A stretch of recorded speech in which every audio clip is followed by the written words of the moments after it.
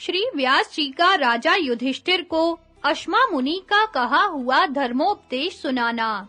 वैशंपायन जी कहते हैं, जन्मेजय, पांडु के ज्येष्ठ पुत्र राजा युधिष्ठिर को अपने संबंधियों के शोक से संतप्त होकर प्राण त्यागने के लिए तैयार देख श्री व्यास जी उनका शोक दूर करने के लिए बोले, युधिष्ठिर, इस विषय में अश्मा ब्राह्मण का कहा हुआ एक प्राचीन इतिहास है, उस पर ध्यान दो। एक बार विदेह राज जनक ने दुख और शोक के वशीभूत होकर महामती विप्रवर अश्मा से पूछा था कि अपना कल्याण चाहने वाले पुरुष को कैसा बर्ताव करना चाहिए। इस पर अश्मा ने कहा, राजन, यह पुरुष जैसे जन्म लेता है, उसके साथ ही दुख और सुख इसके पीछे लग जाते हैं। वे इसके ज्ञान को उसी प्रकार नष्ट कर देते हैं जैसे वायु बादलों को छिन्न भिन्न कर देता है। इसी से मनुष्य के हृदय में मैं कुलीन हूँ, सिद्ध हूँ, कोई साधारण मनुष्य नहीं हूँ, ये तीन बातें घुस बैठती हैं। इनके नशे में भरकर वह अपने बाप दादों से प्राप्त हुई पूंजी को लुटाकर कंगाल हो जाता है और फिर दूसरों के धन पर मन ले जाता है।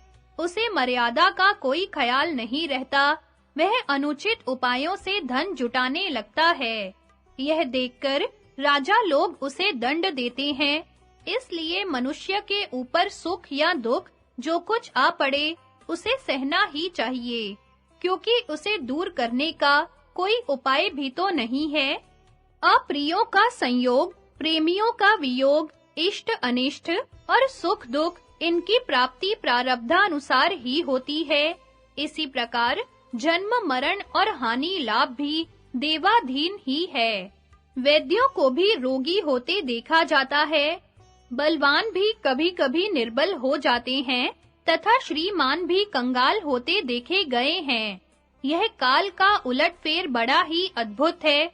अच्छे कुल में जन्म, पुरुषार्थ, आरोग्य, रूप, सौभाग्य और ऐश्वर्य ये सब प्रारब्ध से ही मिलते हैं। जो कंगाल है और चाहते भी नहीं है, उनको तो कई-कई पुत्र हो जाते हैं, और जो संपन्न हैं, उन्हें एक भी नसीब नहीं होता। विधाता की करनी बड़ी ही विचित्र है।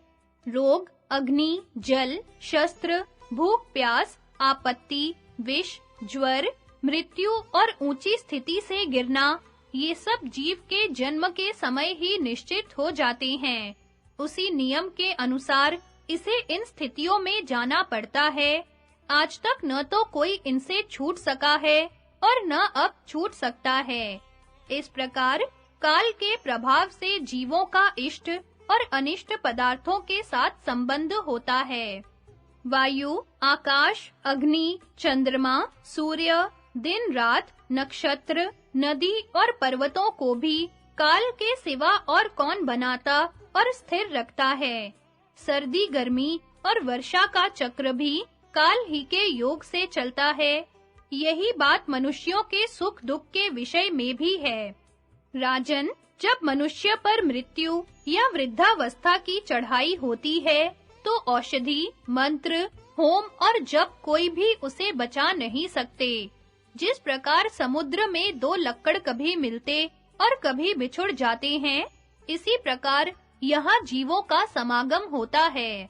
इस संसार में हमारे माता-पिता और सैकड़ों स्त्री पुत्र हो चुके हैं, परंतु सोचो तो वास्तव में वे किसके हुए और हम अपने को किसका कहें।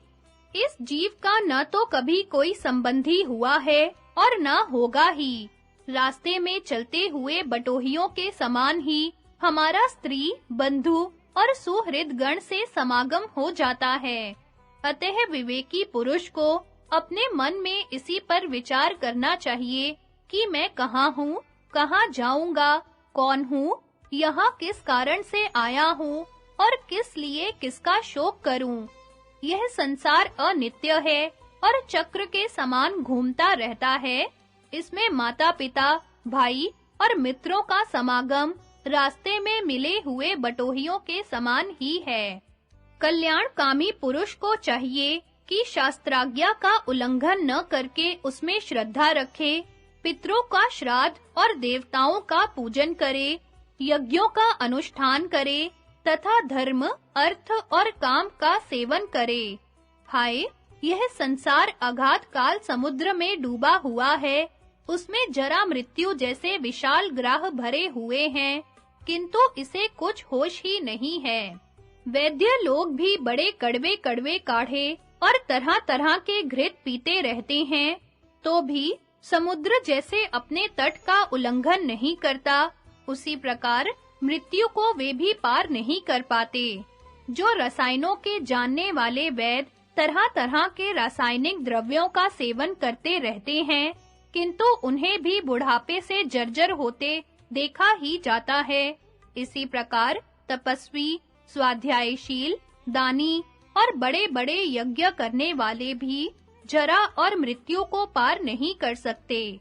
जन्म लेने वाले सभी जीवों के दिन रात, मास, वर्ष और पक्ष एक बार बीतकर फिर कभी नहीं लौटते। मृत्यु का यह लंबा रास्ता सभी जीवों को तय करना पड़ता है, अतः ऐसा कोई भी मरण धर्मा मनुष्य नहीं है जिसे काल के वशीभूत होकर इसमें से निकलना न पड़े। इस मार्ग में स्त्री आदि के साथ जो कुछ समागम होता है, वह राहगीरों के समान कुछ ही क्षणों का है। इनमें से किसी के भी साथ मनुष्य का नित्य सहवास नहीं हो सकता। जब अपने शरीर के साथ ही इसका बहुत दिनों तक संबंध नहीं रहता, तो दूसरे संबंधियों के साथ तो रह ही कैसे सकता है। राजन, आज तुम्हारे बाप दादे कहाँ गए? अब न तो तुम ही उन्हें देखते हो और न वे ही तुम्हें देखते हैं। स्वर्ग और नरक को तो मनुष्य इन नेत्रों से देख नहीं सकता। उन्हें देखने के लिए तो सत्पुरुष शास्त्र रूपी नेत्रों से ही काम लेते हैं, अतः तुम शास्त्र के अनुसार ही आचरण करो। मनुष्य को पहले ब्रह्मचर्य का पालन करना चाहिए, इसके बाद वह गृहस्थाश्रम स्वीकार करके पितृ और देवताओं के ऋण से मुक्त होने के लिए संतानोत्पादन और यज्ञ अनुष्ठान करे। ऐसे सूक्ष्मदर्शी गृहस्थ को अपने हृदय का शोक त्याग कर इहलोक, स्वर्गलोक अथवा परमात्मा की आराधना करनी चाहिए। जो राजा शास्त्र अनुसार धर्म का आचरण और द्रव्य संग्रह करता है, उसका संपूर्ण चराचर लोक में सुयश फैल जाता है। व्यास जी कहते हैं, युधिष्ठिर, अश्मा मुनि से इस प्रकार धर्म का रहस्य जानकर राजा जनक की बुद्धि शुद्ध हो गई, उसका सब मनोरथ पूरा हो गया और वह शोकहीन हो मुनि से आज्ञा लेकर अपने भवन को चला गया। इसी प्रकार तुम भी शोक त्याग कर खड़े हो जाओ, मन को प्रसन्न करो और शास्त्र धर्म के अनुसार जीते हुए इस पृथ्वी के राज्य को भोगो। श्री कृष्ण का नारद जी द्वारा सृंजय के प्रति कहे हुए अनेकों राजाओं के दृष्टांत सुनाकर राजा युधिष्ठिर को समझाना। वैशंपायन जी बोले, राजन, व्यास जी का यह उपदेश सुनकर राजा युधिष्ठिर ने कुछ भी नहीं कहा। उन्हें चुप देखकर अर्जुन ने श्री कृष्ण से कहा, माधव, धर्मराज युधिष्ठिर बंधुओं के शोक से अत्यंत पीड़ित हैं। ये शोक सागर में डूबे जा रहे हैं, आप उन्हें ढाढ़स बंधाइए। अर्जुन के इस प्रकार कहने पर कमल नयन श्री कृष्ण राजा युधिष्ठिर के पास जाकर बैठ गए। धर्मराज श्री कृष्ण की बात टाल नहीं सकते थे, क्योंकि बचपन से ही श्री कृष्ण के प्रति उनकी अर्जुन से भी बढ़कर प्रीति थी। तब श्री श्याम सुंदर ने उनका हाथ पकड़कर उन्हें अपने वचनों से प्रसन्न करते हुए कहा, राजन, अब आप शोक न करें, यह आपके शरीर को सुखाए देता है। जो लोग इस रणांगण में मारे गए हैं, उनका मिलना तो अब संभव है नहीं। जिस प्रकार जगने पर स्वप्न में प्राप्त होने वाले सब लाभ व्यर्थ हो जाते हैं, उसी प्रकार इस महायुद्ध में जो क्षत्रिय मारे गए, उन्हें तो तुम गए हुए ही समझो। उन सभी ने बड़े-बड़े वीरों के साथ लोहा लेकर अपने प्राण त्यागे हैं। शस्त्रों से मारे जाने के कारण वे सब स्वर्ग को ही गए हैं। आप उनके लिए शोक न करें। वे सभी बड़े शूरवीर, क्षात्र धर्म में तत्पर रहने वाले और वेद वेदांग के पारदर्शी थे। उन्होंने वीरों के योग्य उत्तम गति पाई है, इसलिए आप किसी प्रकार की चिंता न करें। इस विषय में मैं आपको एक प्राचीन प्रसंग सुनाता हूँ। एक बार राजा सृंजय पुत्र शोक में डूबे हुए थे। उस समय उनसे श्री नारद जी ने कहा, सृंजय, सुख दुख से तो मैं, तुम और सारी प्रजा से कोई भी छूटा हुआ नहीं है, इसलिए इसके लिए क्या शोक किया जाए।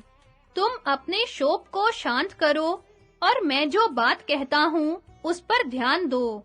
यह प्राचीन राजाओं का बड़ा मनोहर प्रसंग है। इसे सुनने से क्रूर ग्रहों का शमन होता है और आयु की वृद्धि होती है।